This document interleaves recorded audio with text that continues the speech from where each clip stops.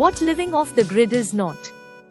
Living off the grid is not anarchy or living totally outside of government control. I believe that modern society needs an organizing and arbitrating body that can peacefully solve disputes, try and punish criminal behavior, regulate industries and sectors, among countless other necessary duties.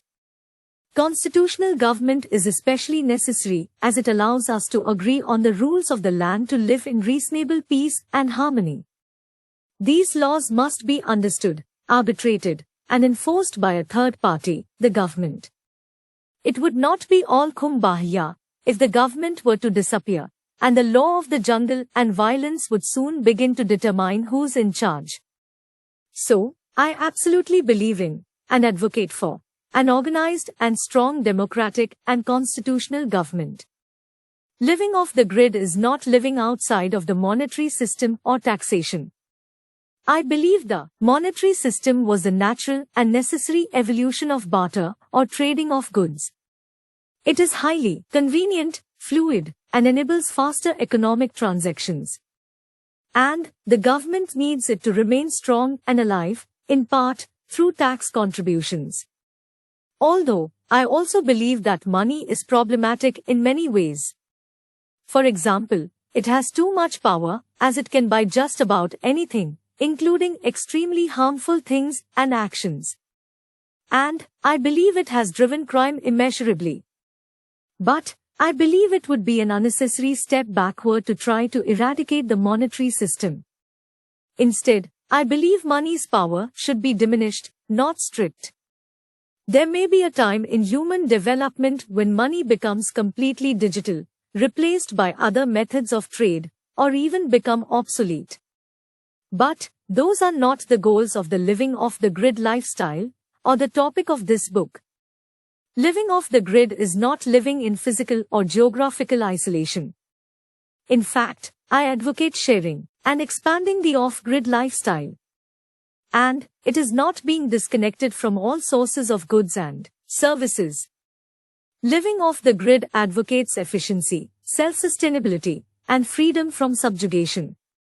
It is the decentralization of utilities, goods, and services, and empowering individuals with tools, knowledge and technologies to produce those locally.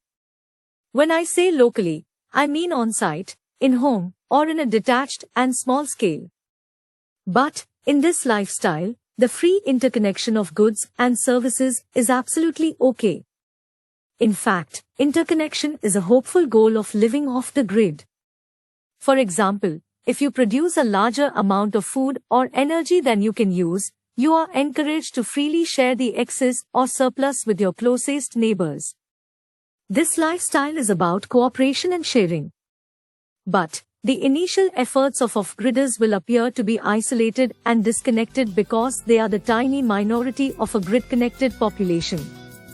And, until many more people are disconnected from the grid and begin their free microgrids, isolation and separation will be apparent.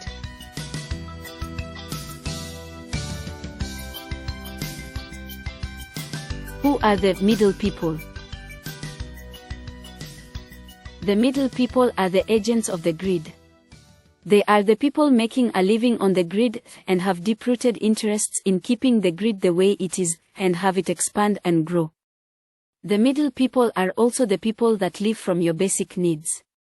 They have introduced themselves between you and sources of basic needs to make money. They are your average utility, water, electric, gas, company employee, your government utility official, or the salesperson making money from your communications needs and food supply. Middle people are also those that make you believe, or impose laws and regulations on you, so you feel obligated to pay for your basic needs as a person. Your basic needs to drink, eat, to live comfortably, and communicate. For many generations now, middle people have infiltrated our economy, our lives, our education system, and our government, with their money and power. They lobby for laws and regulations that sometimes force you to pay for your needs. If you refuse, they made it so you are practically outcast from modern society, or even evicted and arrested. Middle people can be low-level utility company call-takers, or fabulously rich and rotten corrupt suit and tie-wearing executives that do the bidding of the utilities.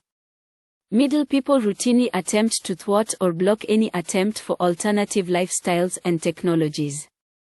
They suppressed electric vehicle technologies for decades. They are actively suppressing rooftop solar installations. They are actively minimizing any incentives for alternative energy, and are actively encouraging, sometimes forcing you to use more energy and be less efficient. These middle people could be your grandmother or neighbor who vote for politicians that aim to grow the fossil fuel industry and undermine the progressive changes needed to mitigate the effects of climate change. Middle people are often the business types, climate change deniers, and blockers of progress who don't want things to improve. Some are just ignorant, others are filled with hatred and selfishness, and just want to thwart any helpful efforts made from their so-called enemies. I will further describe these middle people and their misguided machinations throughout this book. Thank you for listening to this podcast. Please look for the next episode soon. And please ensure you like this content and subscribe as a sign of support and for me to continue to provide this type of content to people like you. By HVB. May 2023. Georgia, USA.